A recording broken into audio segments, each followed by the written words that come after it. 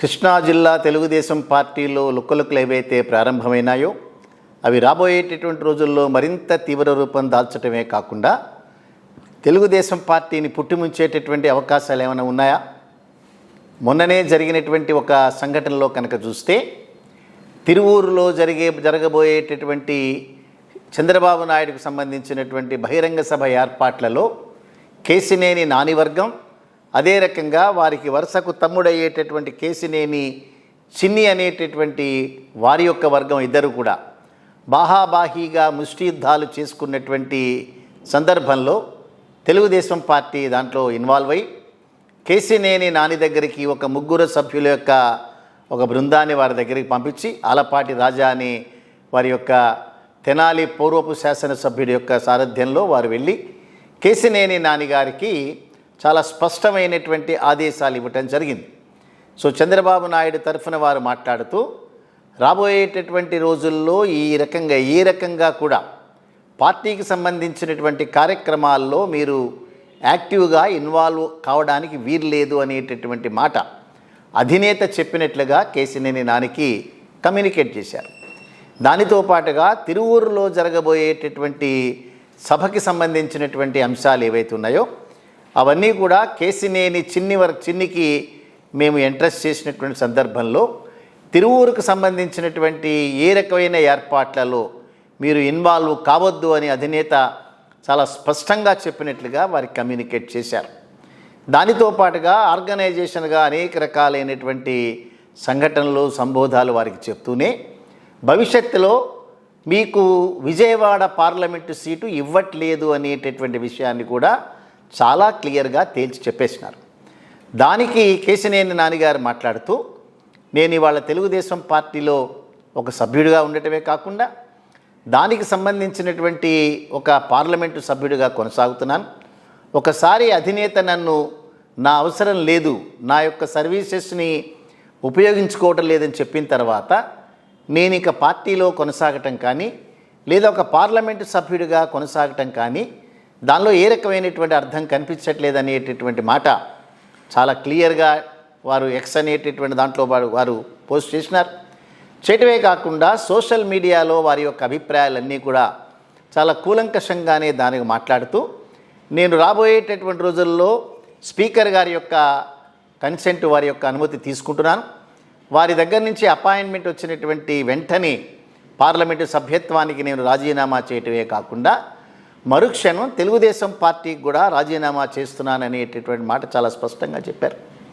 కేశినేని నాని గారు 2014 సంవత్సరంలో చంద్రబాబు నాయుడు గారు చేసినటువంటి పాదయాత్రని మొత్తానికి స్పాన్సర్ చేసినటువంటి వ్యక్తిగా ఆ రోజున మీడియాలో మనకి వార్తలు వచ్చాయి. వారే వెన్నంటిని ఉన్నారు. సో వారు పవన్ కళ్యాణ్తో చంద్రబాబు నాయుడు అంటకాగుతున్నటువంటి 2014 సంవత్సరంలో పొట్లూరి వరప్రసాద్ అనేటటువంటి వ్యక్తిని పవన్ కళ్యాణ్ గారు రికమెండ్ చేయటం, దానిని కాదని చెప్పి కేశినేని నానిగారు తుది వరకు కూడా దాన్ని కొట్లాడి చివరికి పార్లమెంటు స్థానాన్ని చేజిక్కించుకోవడమే కాకుండా పార్లమెంటు సభ్యుడిగా గెలవటం, తర్వాత 2019 సంవత్సరంలో వర్చువల్గా జగన్మోహన్ రెడ్డి గారి గాలి రాష్ట్రం అంతా కూడా ప్రభంజనంలా వీచినటువంటి సందర్భంలో కూడా తట్టుకొని నిలబడి గెలిచినటువంటి ఆ నేపథ్యం కేశినేని నాని గారికి ఉంది. మామూలుగా స్వతహాగా వారి మాట కొద్దిగా కటువుగా వచ్చినా కూడా సౌమ్యుడిగా పేరుంది. దెన్ వారు ఏదైనా కనుక ఒక కార్యక్రమాన్ని చేపట్టాలి అని అనుకుంటే తప్పనిసరిగా దాన్ని దిగ్విజయంగా చేపట్టినటువంటి ఆ ఇమేజ్ విజయవాడ పరిసర ప్రాంతాల్లో వారికి ఉంది. సో దానికి వారు చాలా నొచ్చుకున్నటువంటి వ్యక్తిగా ఇక నేను తెలుగుదేశం పార్టీలో నేను కొనసాగను అనటమే కాకుండా తర్వాత రోజు కార్పొరేటర్గా ఎన్నికైనటువంటి వారి యొక్క కూతురు ఎవరైతే కేశినేని శ్వేత అనేటటువంటి వారు ఉన్నారో వారిని కార్పొరేటర్ సభ్యత్వానికి అదే రకంగా పార్టీకి కూడా రాజీనామా చేయమని ఆదేశాలు ఇచ్చారు. దానికి వారు వెంటనే కార్పొరేటర్గా రాజీనామా సమర్పించేసినారు.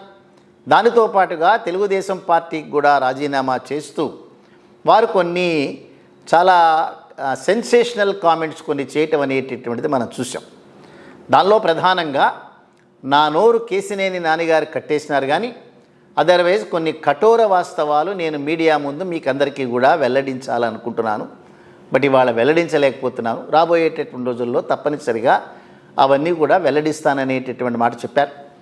రెండోది వారు మాట్లాడుతూ పార్లమెంటు పరిధిలో ఉండేటటువంటి అంటే విజయవాడ పార్లమెంటు పరిధిలో ఉన్న తిరువూరు నియోజకవర్గంలో తెలుగుదేశం పార్టీకి సంబంధించినటువంటి సభకి ఒక పార్లమెంటు సభ్యుడిని రావద్దని చెప్పడం ఏ రకమైనటువంటి నీతి. నిరంతరం పొద్దున్నుంచి సాయంత్రం వరకు కూడా అనేక రకాలైనటువంటి నీతి నియమాల గురించి మాట్లాడేటటువంటి తెలుగుదేశం పార్టీ ఈ విషయంలో కేశినేని నాని గారి పట్ల చాలా అమర్యాదగా ప్రవర్తించింది అనేటటువంటి మాట చెప్పారు. దానితో పాటు వారు మాట్లాడుతూ ప్రస్తుతం తెలుగుదేశం పార్టీకి పార్లమెంట్లో కంటెస్ట్ చేయడానికి అభ్యర్థులు కూడా లేరు అనేటటువంటి ఒక బాంబును పేల్చారు. అది విజయవాడలో వారికి అభ్యర్థులు లేరని చెప్పారు. గుంటూరులో గల్లా జయదేవ్ గారు నేను ఇంకా మళ్ళీ తిరిగి కంటెస్ట్ చేయను అన్న మాట బయటకి ప్రచారం వచ్చినటువంటి సందర్భంలో తెలుగుదేశం పార్టీకి పార్లమెంటు సభ్యులుగా కంటెస్ట్ చేయడానికి గుంటూరు నియోజకవర్గంలో ఎవరూ లేరని చెప్పారు. రాజమండ్రి నియోజకవర్గంలో కూడా ఎవరూ లేరు అనేటటువంటి మాట చెప్పారు. సో ఏవైనప్పటికీ కూడా తెలుగుదేశం పార్టీలో ఉండేటటువంటి లుకలుకలు విజయవాడ లోకల్గా ఉండేటటువంటి కొంతమంది నాయకులు ఒక పక్కన, అదే రకంగా కేశినేని నాన్నగారు మరొక పక్కన ఉండి ఆడినటువంటి ఈ రాజకీయాలన్నీ కూడా మొన్నటితో అది తెరపడింది అనేటటువంటి మాట చెప్పాలి.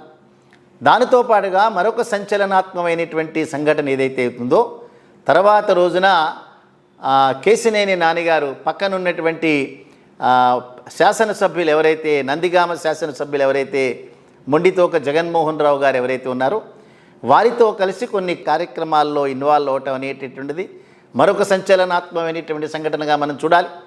అక్కడ వారు వైసీపీకి సంబంధించినటువంటి నాయకులందరినీ పొగడటమే కాకుండా జగన్మోహన్ రెడ్డి గారిని కూడా చూచాయిగా పొగడటం అనేటటువంటిది రాబోయే రోజుల్లో జరగబోయేటటువంటి పరిణామాలకి ఇవన్నీ కూడా చాలా స్పష్టమైనటువంటి సంకేతాలుగా మనం అందరం కూడా భావించాల్సి వస్తుంది. జగన్మోహన్ రెడ్డి గారు కేశినేని నాని గారిని వైసీపీ పార్టీ తరఫున ఎంపీగా నిలబెట్టడానికి ఏమైనా ప్రయత్నాలు చేస్తున్నారా? కేశినేని నాని గారు అదే డైరెక్షన్లో ఉన్నారా? లేదా వారు ఏదైతే ఒక ఎమ్మెల్యేగా పదవిలో ఉండాలి అని ఏదైతే కోరుకుంటున్నారో వారి యొక్క డాటర్కి ఏమైనా ఇచ్చేటటువంటి అవకాశాలు ఏమైనా ఉన్నాయా? అదేమైనా కన్సిడర్ చేస్తున్నారా? తప్పనిసరిగా రాబోయేటటువంటి రోజుల్లో కేశినేని నాని గారు కానీ లేదా వారి యొక్క కూతురు కానీ వైసీపీ పార్టీలో చేరటం తథ్యంగా కనిపిస్తోంది ఇక్కడ. సో చేరటమే కాకుండా పార్లమెంటు సభ్యత్వానికి కానీ లేదా శాసన సభ్యత్వానికి కానీ తప్పనిసరిగా కంటెస్ట్ చేసేటటువంటి అవకాశాలు ఉన్నట్లుగానే ప్రస్తుతం జరుగుతున్నటువంటి పరిణామాలన్నీ కూడా స్పష్టమైనటువంటి సంకేతాలు ఇస్తున్నాయి. చూద్దాం రాబోయేటటువంటి రోజుల్లో జరిగేటటువంటి పరిణామాలు. తెలుగుదేశం పార్టీలో ఆల్రెడీ ఏదైతే లుకలుకలు మొదలైనాయో రాజీనామాల పర్వం ఏదైతే మొదలైందో రాబోయే రోజుల్లో మరింతగా అవన్నీ కూడా స్పష్టంగా ఎక్కువయ్యేటటువంటి అవకాశాలు. ఒకసారి కనుక వారి యొక్క పొత్తుల యొక్క సంఘటనలు కనుక పొత్తుల యొక్క నిర్ణయాలన్నీ ఒక తుది దశకు చేరుకుని అభ్యర్థులని కేటాయించి డిక్లేర్ చేసేటటువంటి అంశాలు ఎప్పుడైతే వస్తాయో తప్పనిసరిగా పార్టీలో ఉండేటటువంటి డిఫరెన్సెస్ అన్నీ కూడా బయటకు వచ్చేట అవకాశాలు ఉన్నాయి. చూద్దాం రాబోయేటటువంటి రోజుల్లో కృష్ణా జిల్లాతో మొదలైనటువంటి కార్యక్రమాలు మరింతగా మిగతా జిల్లాలు కూడా విస్తరించేటటువంటి అవకాశాలు ఉన్నటువంటి నేపథ్యంలో జరిగేటటువంటి పరిణామాల్ని మనం కూడా నిశ్చితంగా గమనిద్దాం.